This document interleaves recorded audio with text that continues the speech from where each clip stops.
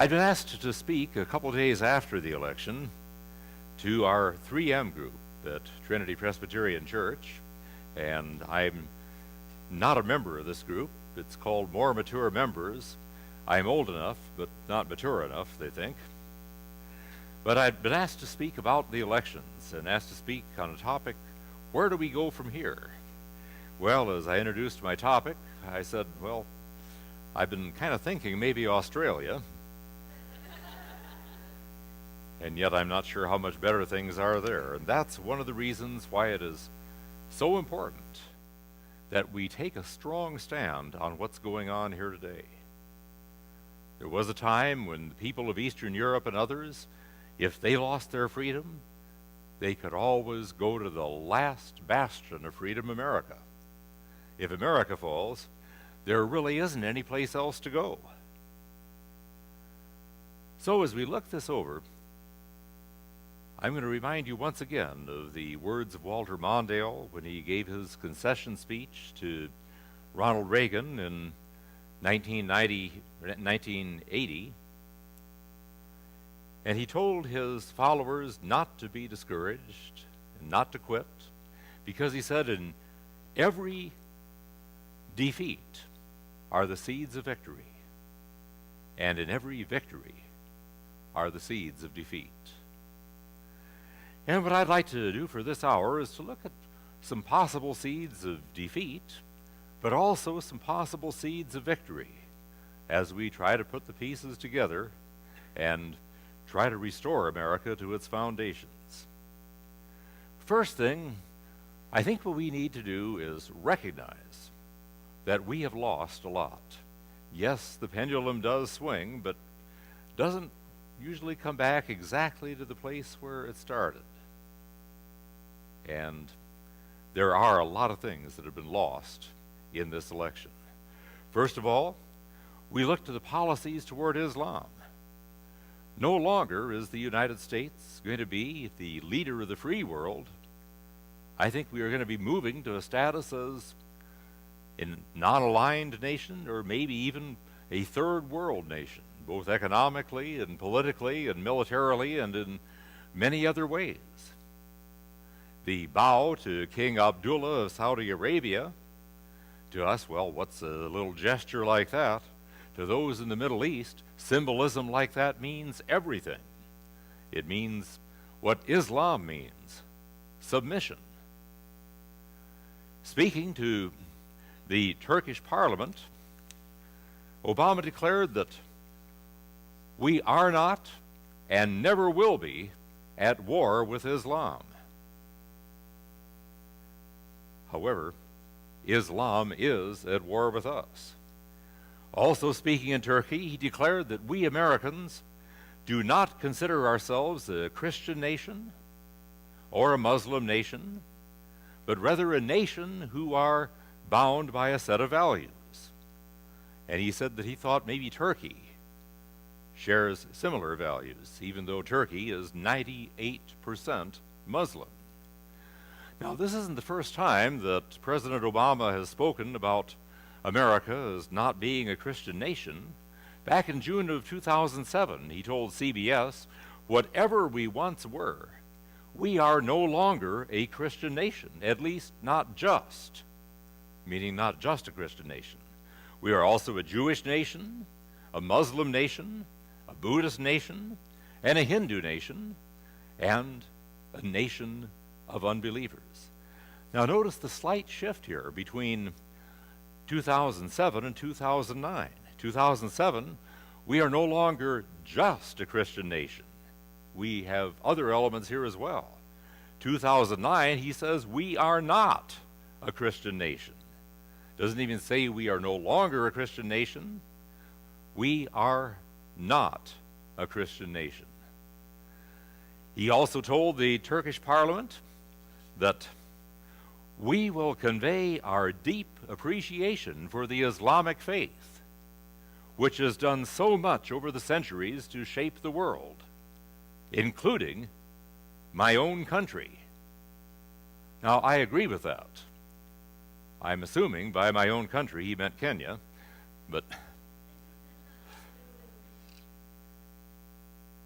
But I think we see the direction that this is heading in foreign affairs. Now, we've had plenty of contact with Islam in the past, and it hasn't been favorable contact. In fact, in the years between 1500 and 1700, the Barbary states off the coast of northern Africa took well over 1 million European and some American Christians to be slaves in the Muslim world. The European powers had decided that it was really cheaper and easier to pay them off by tribute than to be fighting them. But Thomas Jefferson didn't really agree. Neither did John Adams. And in 1786, when Jefferson and Adams were in Europe, they had a meeting with the ambassador from Tripoli.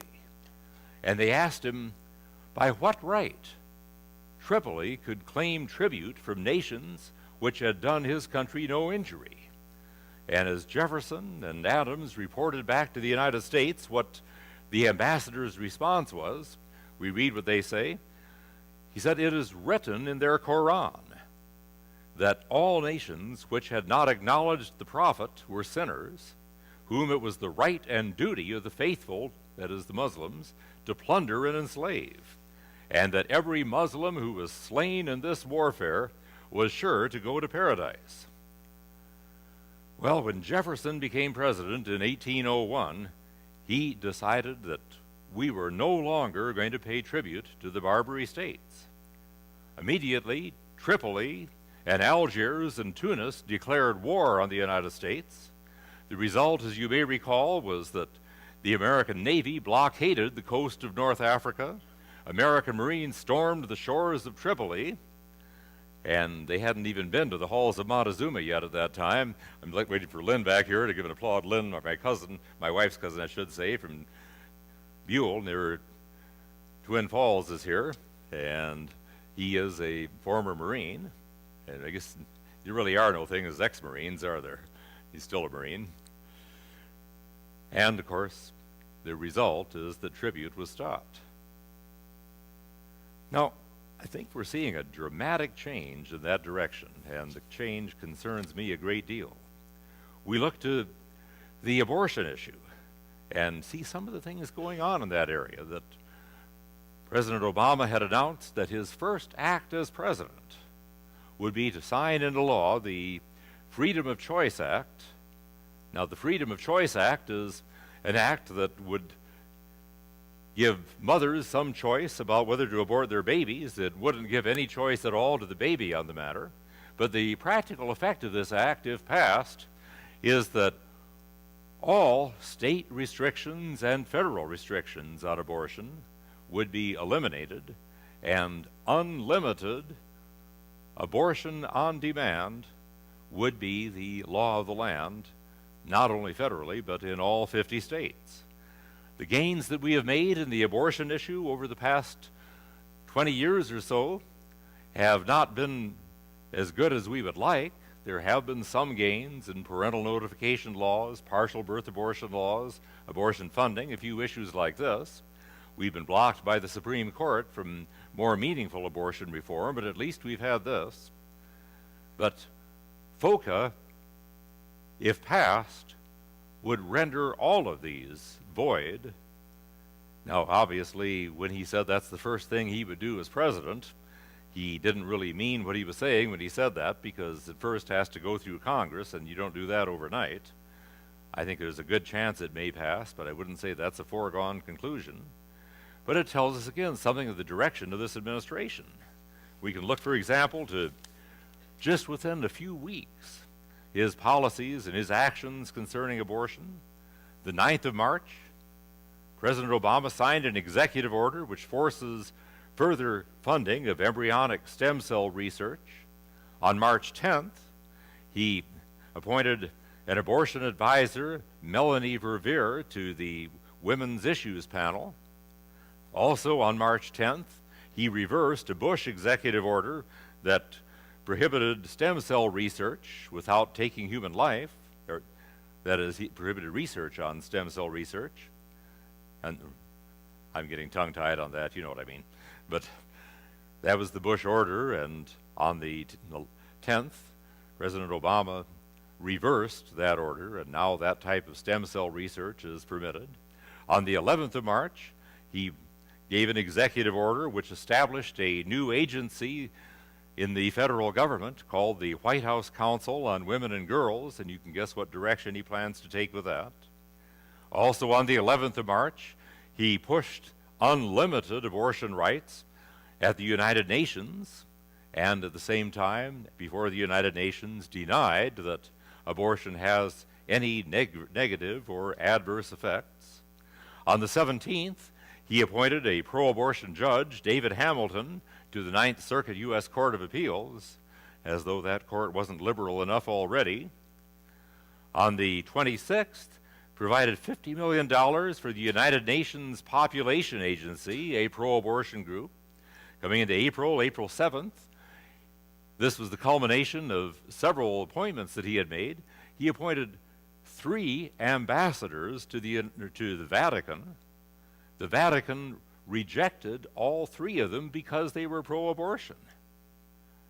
Does he not get it? Those, I would say, are among the most outrageous appointments that he made. The most outrageous of all is the appointment of Tom Pirelli, appointed as the number 3 man in the Attorney General's office. Anybody know who Tom Pirelli is? He was the attorney for Terry Schiavo's husband. Now number 3 in the Attorney General's office.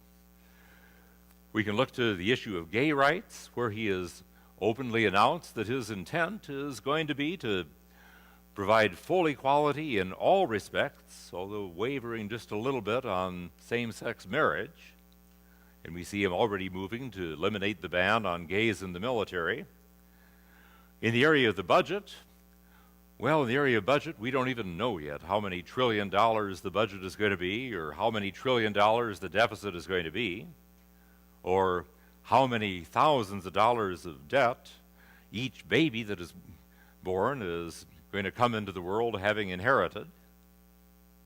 Not only are we talking about huge financial giveaways that have no authorization in Congress, and again, that should be the first question asked, not, oh, by the way, is this constitutional? That ought to be the threshold question. And if it isn't constitutional, then that ought to stop things right there.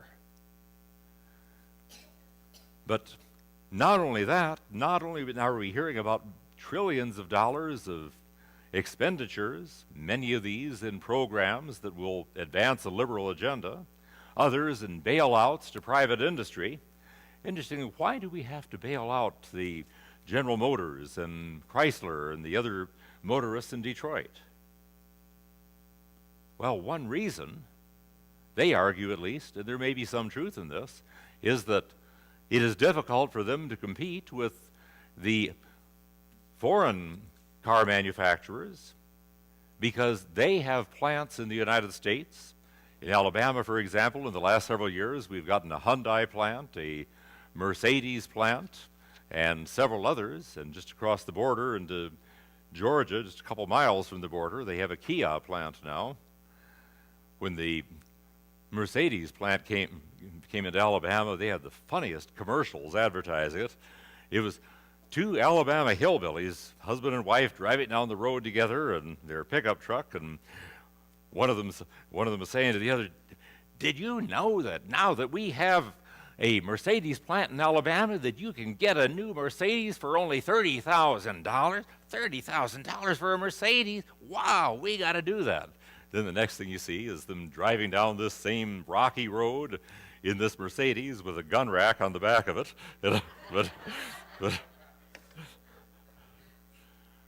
But all these expenditures, and now we're seeing the removal of the CEO of General Motors, and the administration now claiming the right to remove others if they are not performing well and if they've been the recipients of federal funds. Now, this really shouldn't surprise us all that much. Federal aid normally leads to federal control. That is one of the reasons that the whole idea of government aid to private industry was wrong. And one of the things I meant to add here, and we're talking about the foreign plants that have moved into Alabama and other states in the South particularly, is that the reason they chose to move to these states is that the state gave them some very good economic incentives, special tax breaks, special roads that would be built right up to the plant and things like that. In other words, because they received favorable treatment from the state governments, we need something to balance that for those in Michigan that didn't receive that kind of treatment. Once again, the state shouldn't have been doing that either. It just goes to show that the government should not be getting involved in the economy. At the very most, it should act as a referee, not as a participant. But we have a story about the loss of freedom that we tell down in Alabama. I don't know if you have wild hogs here. You probably don't, do you? I think they're more a tradition of the South, but up in the mountains, and you'd probably laugh to hear them called mountains, but the mountains of North Alabama, we see up there wild hogs running around a lot, and there's a small town there, and a man walked into the town, a man that nobody had seen before, and he said he wanted to get a pickup truck full of all sorts of feed and other things like this, posts and so on. And they said, well, what do you want all this for? He said, well, that herd of wild hogs that you're talking about, that herd of wild hogs up in the mountains that nobody is able to trap, I'm going to trap them for you. Well, everybody said, you're not going to trap them. Nobody can trap them. Those are the wildest and wariest hogs that anybody has ever seen. They're freedom-loving hogs. Well, he said, I'm going to try. So he left with a pickup truck full of feed and got up there to the mountain area where they were known to be and just simply laid out several bushels of corn and then hid in the bushes and watched. Well, for days, nothing happened. And then a few of the younger hogs started darting in, grabbing an ear, and then taking off back into the woods again. And it seemed like they were more regular on doing it after that. Pretty soon they were all doing it. And then he noticed that they were every morning waiting for him and for that corn, and they'd pretty well stopped grubbing for roots and the like. They were waiting to be fed. And then he started digging post holes. Well, they were nervous about that. But as they saw those post holes, they seemed rather harmless, and so they started eating the corn again. And then he started putting fence posts into the post holes. But they could easily say they could get around those posts. And then he started putting a fence around with those posts. Once again, they were really nervous, and he didn't see them again for several days. But then they realized there was a gate, there was a way to get in and a way to get out, so this was safe. Once again, they were eating corn. And then he constructed a gate, but kept it open, so it still was all right, still wasn't a threat. And then, when they were all eating, he slammed the gate shut. And he said to the people of the town, they really squealed when they saw I'd caught them. But let me teach you a lesson. I can catch any animal on the face of the earth if I can get him to depend on me for a free handout. Well, fellow hogs, we are being fenced, and it's time to dig out. Okay, having talked about some of these agendas within the Obama administration, next thing I'd like to do is to look to the scriptures and see what the scriptures have to say about civil government, and they say quite a bit. I think most of you are already familiar with the passage in Romans 13, where Paul tells us, let every soul be subject to the higher powers, for there is no power but of God.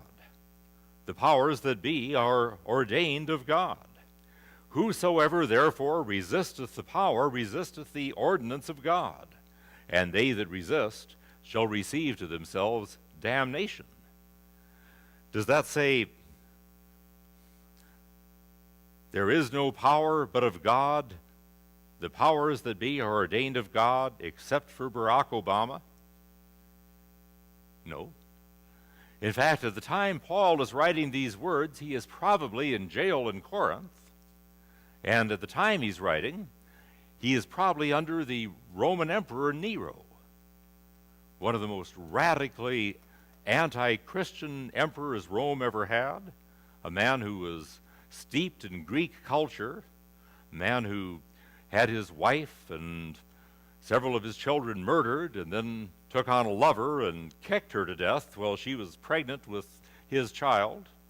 I could go on and tell you all sorts of stories about Nero.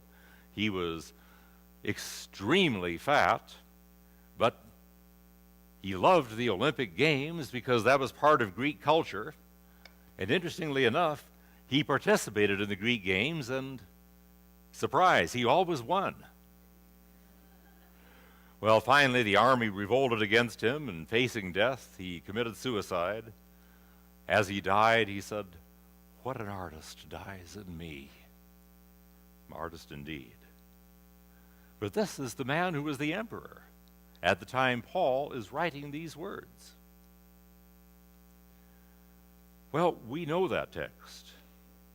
What exactly it means, there might be some difference of interpretation here. The Western church traditionally has interpreted this to mean individual rulers, like Nero or Constantine or Vespasian or Charlemagne or King George III or President Washington or President Obama.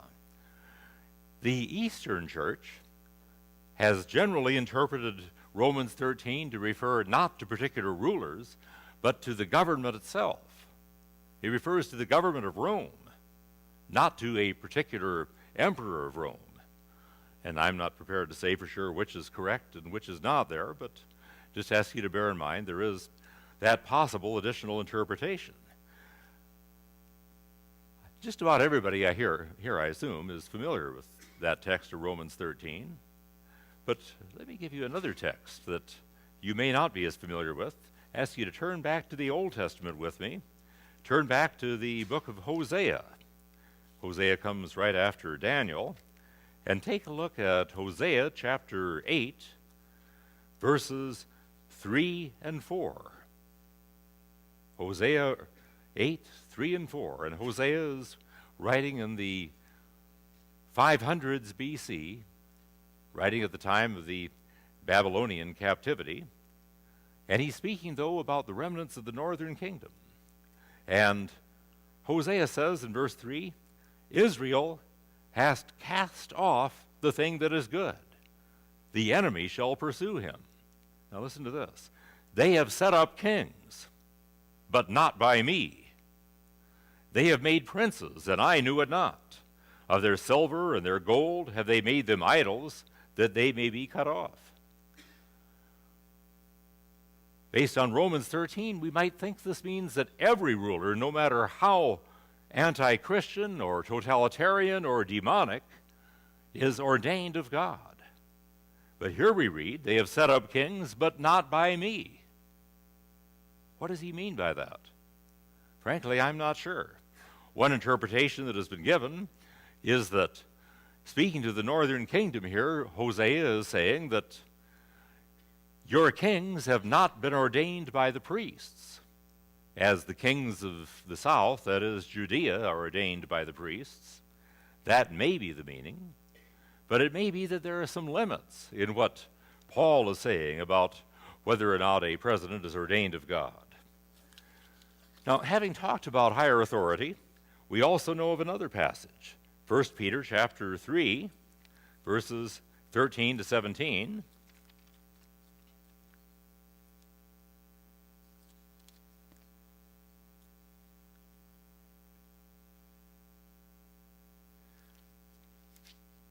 And I seem to have picked a wrong text again there, like I did yesterday. I do that on purpose sometimes just to keep people on their toes, so they recognize that, well, God's word is infallible. My notes are not always infallible, and they certainly are not this time.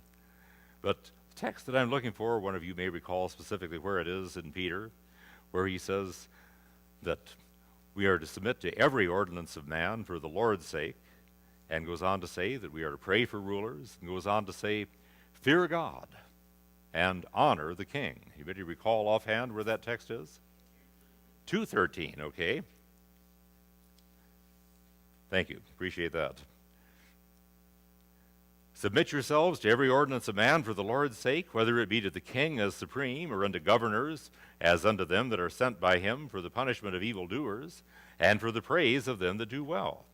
For so is the will of God, that with well-doing ye may put to silence the ignorance of foolish men, as free, and not using your liberty as a cloak for maliciousness, but as the servants of God. Honor all men, love the brotherhood, fear God, honor the king. What then does it mean to be loyal opposition? Loyal, and yet at the same time opposition. The phrase comes usually out of England, where the party that is out of power is referred to as the loyal opposition, meaning we are opposed to the policies of the administration. But that doesn't mean we oppose the government itself. We are a part of the same country. And when our country is involved in foreign affairs, we stand together. But we oppose the policies that this administration is adopting. That was the view then. I think it's entirely a legitimate interpretation or way to apply it today. What it means then is we show respect for the administration. And as we respect the administration, we respect those who make up that administration as well. But it doesn't mean that we favor their agenda, that we want to further their agenda in every way. Bill O'Reilly has been asking that question, and Rush Limbaugh gave one answer to it. But he's been asking that question, do you hope Obama succeeds? And he said, I didn't vote for him. I don't agree with him, but yes, I do hope he succeeds. Well, I will say flatly, I don't. I hope he fails. Because if he succeeds, America will fail. America will cease to be the nation that God has called this nation to be. We're already down the road in that direction a long way already, but it seems like a tremendous step further in that direction with the Obama administration. Obama wants to have unlimited killing of unborn children. I hope he fails in bringing that about. He wants to move us into a closer relationship with the Muslim world. I hope he fails in that. He wants to socialize the nation's economy. I hope he fails in that. And I hope I can still call myself loyal opposition, but my loyalty to my nation requires me to oppose the agenda of the Obama administration. While we do respect the president, I think that there is a difference between respect for government authority and worshiping government authority. This is the difference between Israel and the nations around Israel. The nations around Israel believed that the state was God and that the emperor was divine. In Israel, we had no such idea at all. In fact, they were expressly prohibited from raising their emperor to such a status. In Israel, the king was ordained of God, but he was not God himself. And that fundamental distinction is vital. Now, I'm a little concerned that we may be moving in that direction toward emperor worship, which most of us sounds so extreme that we can't fathom that we'd be doing anything like this. But listen to several statements that have been made about President Obama. Chris Matthews of CBS News. This is bigger than Kennedy. This is the New Testament. I felt this thrill going up my leg. I mean, maybe you better check his sciatic nerve, I'm not sure. I mean, I don't have that too often. Gerald Campbell, a political commentator. Obama has the capacity to summon heroic resources from the spiritual depths of ordinary citizens and to unleash therefrom a symphonic chorus of unique creative acts whose common purpose is to tame the soul and alleviate the great challenges facing mankind. Somehow in the concept that John Locke evokes about the social compact for civil government, I don't find that concept of what the government's authority was to be. Halle Berry, an actress that everybody except me seems to be familiar with, Halle Berry said of Obama, "I'll do whatever he says to do. I'll collect paper cups off the ground to make his pathway clear." Sounds like Palm Sunday. Oprah Winfrey, "We're here to evolve to a higher plane. He's an evolved leader. He has an ear for eloquence and a teleprompter dipped in a tongue dipped in the unvarnished truth." Deepak Chopra, a New Age guru, calls the election of Obama a quantum leap in American consciousness. He is not operating on the same plane as ordinary politicians. The Chicago Sun-Times, in an editorial, said much the same thing, that he is not just an ordinary human being, but indeed an advanced soul. Ezra Klein, in a CNN interview, Obama's finest speeches do not excite, they do not inform, they don't even really inspire, they elevate. He is not the Word made flesh, but the triumph of Word over flesh. Obama is at his best, able to call us back to our highest selves. Mark Mortford, writing in the San Francisco Chronicle, Obama is a light worker, light capitalized, an attuned being with powerful luminosity and high vibration integrity, who will actually help usher in a new way of being. Barack Obama isn't really one of us, not in the normal way, anyway. Congressman Jesse Jackson, Jr. What Barack Obama has accomplished is the single most extraordinary event that has occurred in the 232 years of the nation's political history. The event itself is so extraordinary that another chapter could be added to the Bible to chronicle its significance. Micah Tillman, lecturer at Catholic University of America, Barack Obama is the Platonic philosopher king we've been looking for the past 2,400 years. And that insightful commentator, Spike Lee,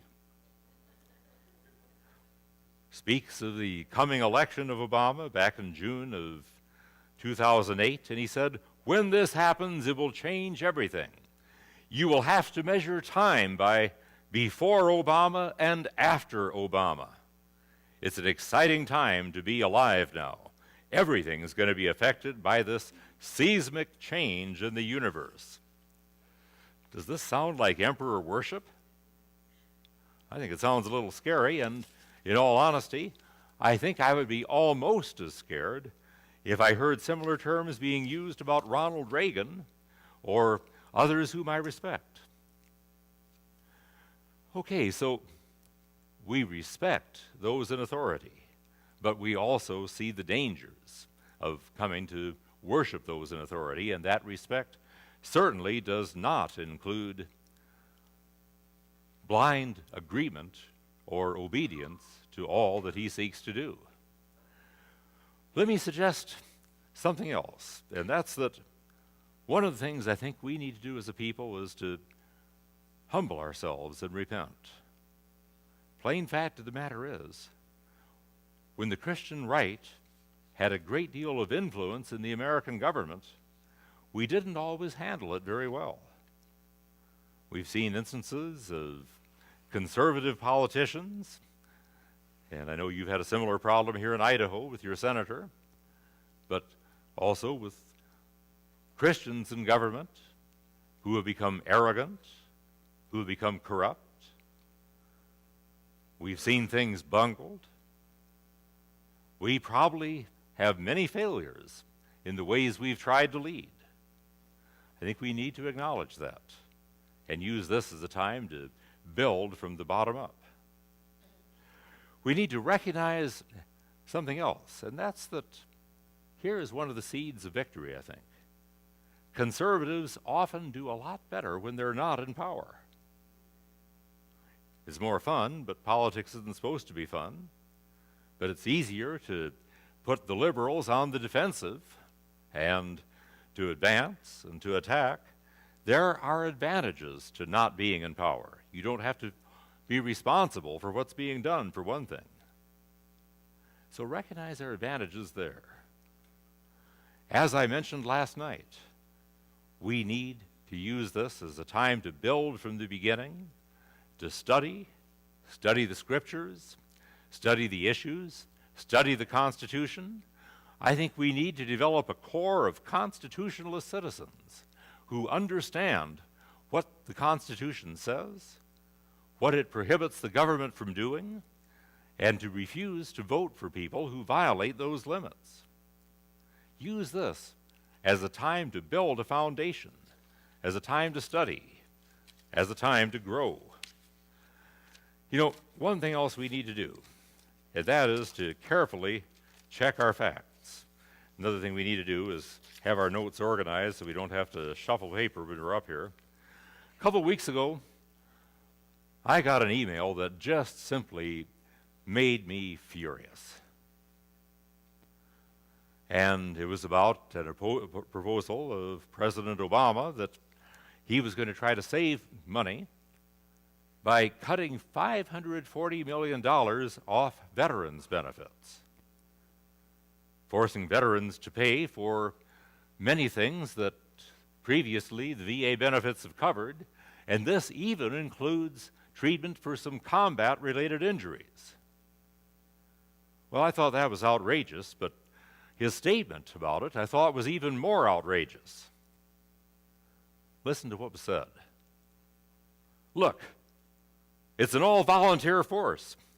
Nobody made these guys go to war. They had to have known and accepted the risks. Now they whine about bearing the costs of their choice. It doesn't compute. I thought these were people who were proud to sacrifice for their country. I wasn't asking for blood, just money. Does that make you angry? Well, it certainly did me. I got prepared to send that out on my email address, and I was going to find opportunities to present that in lectures. And then I thought, you know, maybe I ought to check that out. Did he actually say that? I can believe he'd think it. Hard for me to believe that he would be so audacious as to say it. And so as I checked it out, I found that, in fact, he didn't say those words. Those words actually came from a conservative comedian who was satirizing Obama. It is true that he tried to withdraw the $540 million of veterans' benefits, but he didn't actually say those words.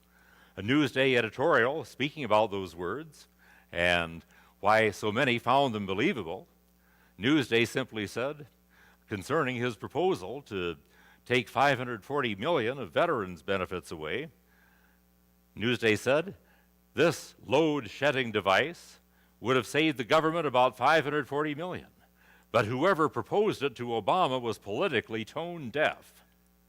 To Obama's credit, he appears to have backed away from this insensitive proposal, but veterans still can't figure out how he let someone in the administration persuade him to try it.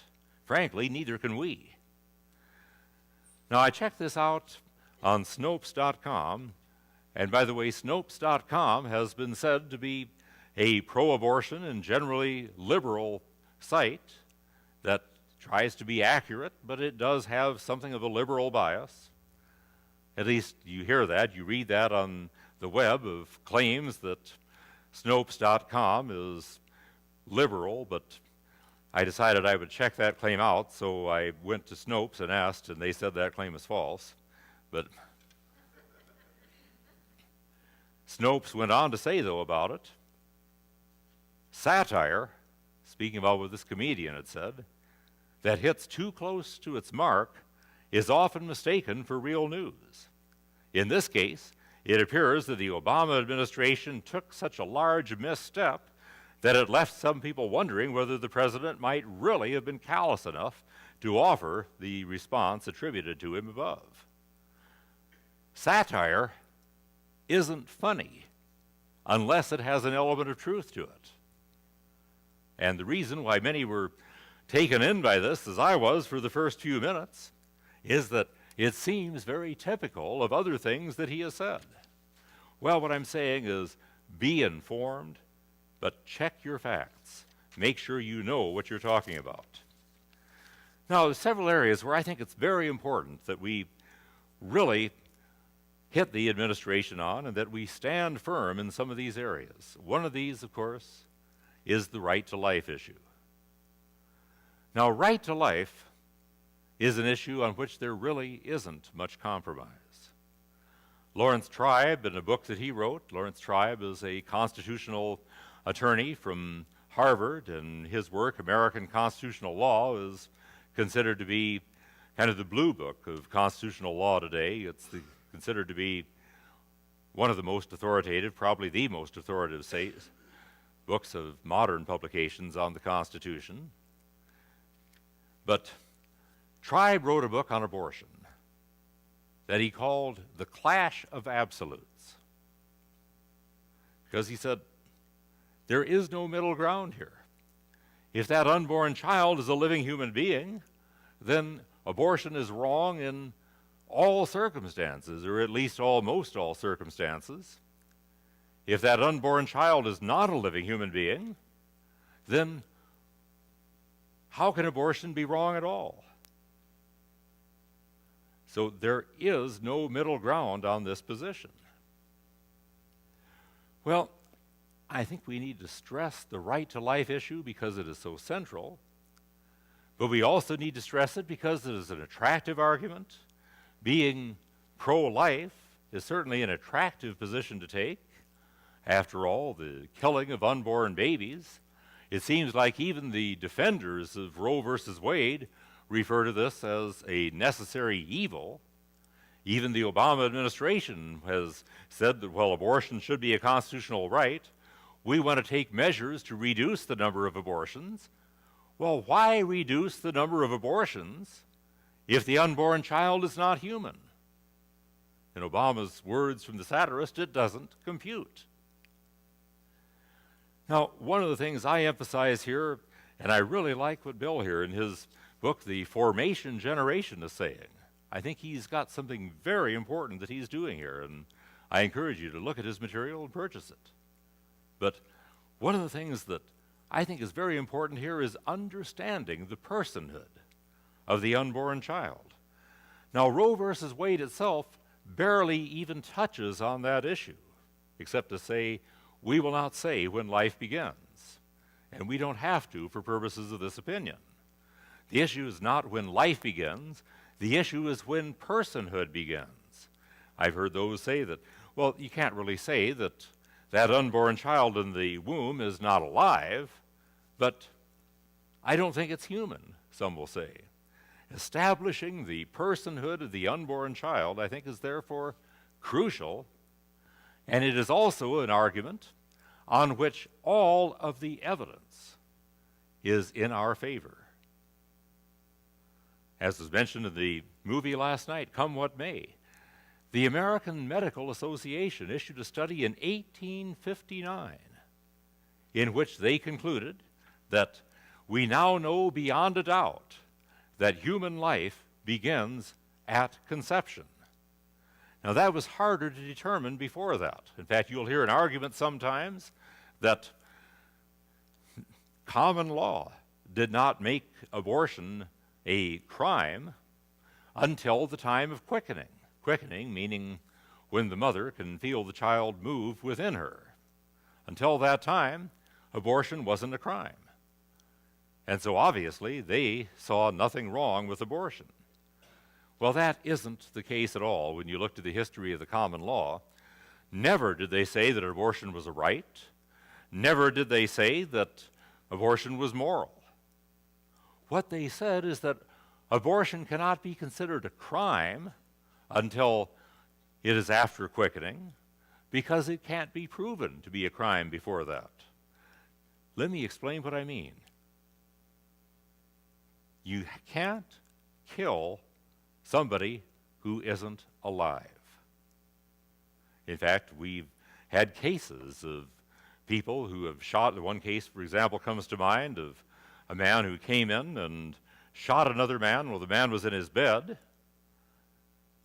Turned out the man had died. He had died 3 hours earlier. Wasted bullets. But could he be tried for murder? No, because you can't kill somebody who isn't alive. Well, the problem was, with the state of medical technology at the time the common law was developed, we could not prove that that unborn child was alive until they felt the child move within the mother. And so up until that time, it could not be made a crime. Once we had the medical technology to prove that it was alive, then right after that 1859 American Medical Association report, right after that, we start seeing anti-abortion statutes adopted all across the nation. Some will say that the purpose of those statutes was not to save the unborn child. The purpose of the statute, rather, was to save mothers or women from dangerous surgery. All surgery was dangerous at that time, though, and we don't see laws against appendectomies and tonsillectomies. We see singled out the act of abortion. And statutes, for example, I studied our Iowa statute, adopted in 1868 or 7. It was titled not an act to prohibit abortion, but an act to prohibit feticide, killing a fetus. That's where the emphasis was. And unfortunately, in Roe versus Wade, the state of Texas based its argument primarily on the state's interest. The state of Texas was saying, we have a right to prohibit abortion except in cases where the mother's life is at stake because we have an interest in the life of that child. That child may someday grow up to be a taxpayer or a soldier or make other contributions to our society. And so the state, well, the court didn't buy it at that time, and they probably are not going to buy it in the future as well. The court said that, well, any state interest that you may have is not going to be compelling until the time of viability. By viability, we mean when the child is able to survive outside the womb. Now, I'm not sure when a child is able to survive outside the womb. I think my wife would say that I am not viable even yet, that I couldn't survive without help. Well, an unborn child, even full term, can't survive more than a few hours, or the most a few days, without food and water and other types of support like this. So I don't see any reason to make viability a test as to when the state's interest becomes compelling. But a much stronger argument is that the unborn child is a person, and as a person has the same right to life under the 14th Amendment as the mother has to liberty under that same clause of the 14th Amendment. Emphasizing the personhood of the unborn child, I think, is not only the right way to go, but the most successful way to go if we are to continue our battle against abortion. As I say, the evidence is on our side. The scriptural evidence, for example, we look, for example, to the Greek words that are used for children in the New Testament. They make no distinction between a child in the womb and a child that is already born. We read, for example, that thou shalt conceive in thy womb and shall bring forth a son and shall call his name Jesus. Two verbs, conceive, bring forth, same object for both, the word weos, meaning son. We read also of Jesus being referred to when God says, thou art my beloved son, same word weos being used. The word for baby, when we see the word that is used for a tiny child in the Greek, the word brephos.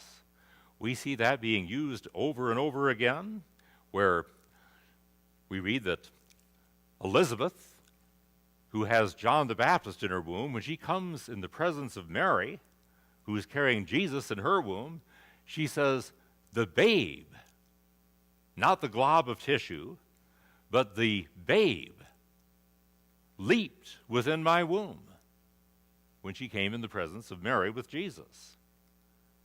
It wasn't a fetus.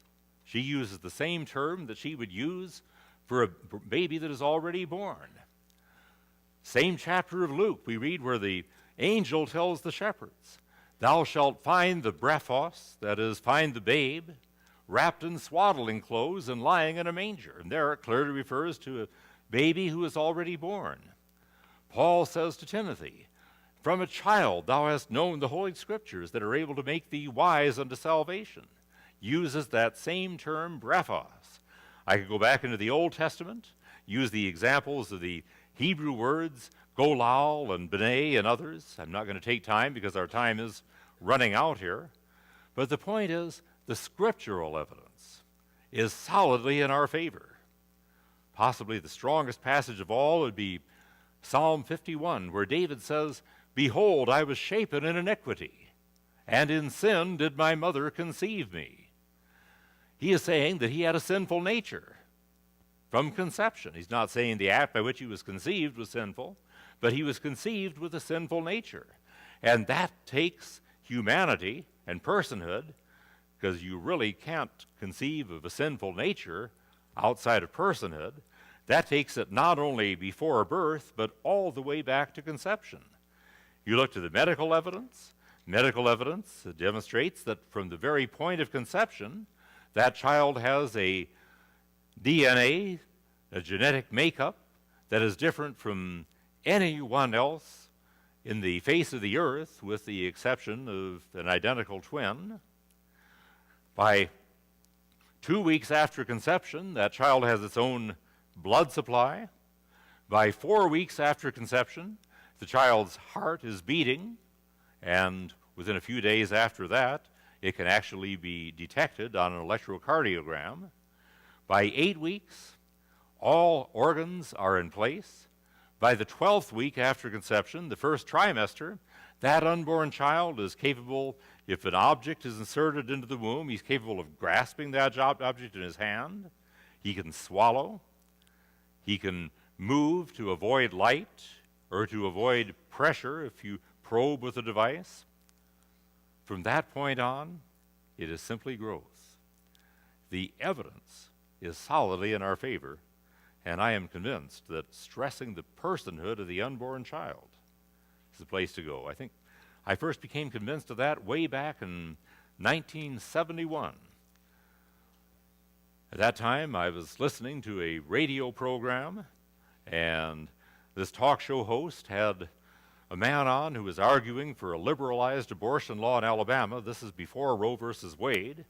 And I tried to call in to argue with him, and I wasn't quick enough, I guess, and didn't get called on. After I was done, I called the talk show host, and I said to him, you know, you have every right to have him on the air, but in fairness, don't you think you should have somebody from the other side? He said, sure, why don't you come on tomorrow morning? I had never been on a talk show before, but talked to some people in the Right to Life agency there, and they all said, you're the guy to do it, so I did. And I thought the 2-hour interview with questions went quite well, but in the middle of the interview, he said to me something that I thought was most interesting. He said, you know, I've heard the other side, I've heard yours, I'm trying to be fair here, but, you know, one thing seems obvious to me. This whole question turns on whether that unborn child is a living human being. And I noticed that the other side doesn't want to talk about that issue. Why do you suppose that is? Well, that was the opening. Now, I was planning to talk about economics just a little bit, and I guess we have how much time, David? Okay, well, I'll take less than 10. But in this area of economics, frankly, I think that's something that a lot of Christians don't want to talk about because it's worldly. Well, maybe so. but God has placed us in the world. Economics is not my favorite subject, but I'm coming to realize how important it is. Much of the Bible talks about money, about various forms of wealth. Much of the Old Testament Mosaic law deals with financial transactions or business arrangements. It is important. The Bible says a lot about it. People are motivated by it, and we have heard so many times this expression over and over again that the real issue is it's the economy, stupid. And we need to recognize that not only is it important to people, and not only does it motivate people, maybe more than it should, but we need to recognize that it is biblical. The scriptures speak about it. And also it's important because people are ignorant about it. To see a study that came out just a few weeks ago, a study that showed that of American adults, today only 57% believe that capitalism is better than socialism. 20% believe socialism is better than capitalism. That's American adults. Now I'm going to give you a figure that makes it even worse. For adults under 30 years of age, 37% think capitalism is better. 33% think socialism is better. That may say a lot about the direction this nation is going. It may also say a great deal about what people are being taught. But think about this also. Not only do we need to understand economics for national policy, we need to understand it for our own lives. Unless you have your own financial house together, you're going to be so consumed by your financial problems that you won't be able to help anybody. And you won't be able to do anything in the culture war. So we need to understand much more than we do about economics. And we need to understand, as we look to economics, that the Bible clearly endorses private property. We look to the Decalogue, for example, and the command, "Thou shalt not steal." There is your basis for property rights right there. Someone might possibly argue, but couldn't it mean that you don't steal from the commune or you don't steal from the state? Well, possibly you could give that interpretation. But then you look to the 10th commandment, "Thou shalt not covet." Thou shalt not covet thy neighbor's house or anything that is thy neighbor's. The 10th commandment clearly speaks about private property, and interpret those together with the 6th Amendment. I'm sorry, not the 6th Amendment, the 8th Amendment, "Thou shalt not steal." And we see clearly there a private property right. I've heard it said that the whole free enterprise capitalist system is built upon a wrong concept, the concept of coveting. And I would say it is exactly the opposite. Because what do we mean by coveting? What is coveting?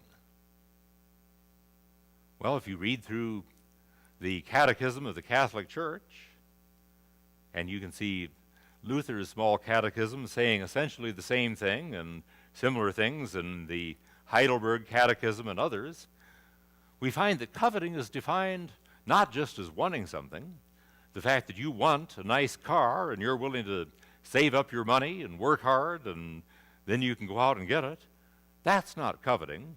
Traditionally, the church has said that coveting consists of 4 things. Consists of wanting something that God doesn't want you to have. That's one type. Second type is wanting something obsessively to the point where you're just consumed by it. A third is wanting something so badly that you are willing to use illegal or unethical means to get it. And a fourth is wanting something so badly that you resent the fact that somebody else has it. That's envy. I remember when I was the captain at Grand Forks Air Force Base in North Dakota, I was friends with the colonel at that time, and He took me out to lunch once, and he picked me up in his Cadillac. I commented, "That's a nice car," and at that time I never thought I'd ever be able to drive a car like that. But at any rate, I commented on what a nice car it was, and he said, "Yes, you know, a lot of people have a strange idea about driving a car like this." He said, "I grew up in an Italian neighborhood in New York City, and we were all lower class to working class people there, and we couldn't afford Cadillacs. But, you know, my friends and I, we would be standing on a street corner, and we'd see some rich guy driving by in a Cadillac, and we'd say, 'Wow, I'm going to work hard and save my money, and someday I'm going to have a Cadillac.'" Well, he said, "That's exactly what I did, and now I have a Cadillac." But I find that the attitude of people is different. Now the attitude is, "I can't afford a Cadillac, why should he be allowed to have one?" That is the Marxist spirit of envy. You can't afford that, why should he be allowed to have it? Marxism is based on a false view of economics. It views economics as a closed system in which there is only a certain amount of wealth. And therefore, any dollar that I, as a businessman, earn for myself is $1 that is taken away from other people. That is a false view of economics. When a man sets up a business, produces a product, hires people, he is not taking wealth from other people. He is building new wealth. That's what capitalism is all about. And capitalism works so well because it is based not only upon God's laws of private property and God's laws of freedom, it works so well because it is based on a valid biblical view of human nature. That man is essentially self-centered. He'll work hard if he sees a profit motive in doing so. If he doesn't have that profit motive, he's not going to work hard for very long at all. That's why all over the world socialism has been a failure. That's why in 1967, the Soviet Union announced that due to climate conditions, they had had the 50th straight crop disaster since 1917. Socialism just doesn't work.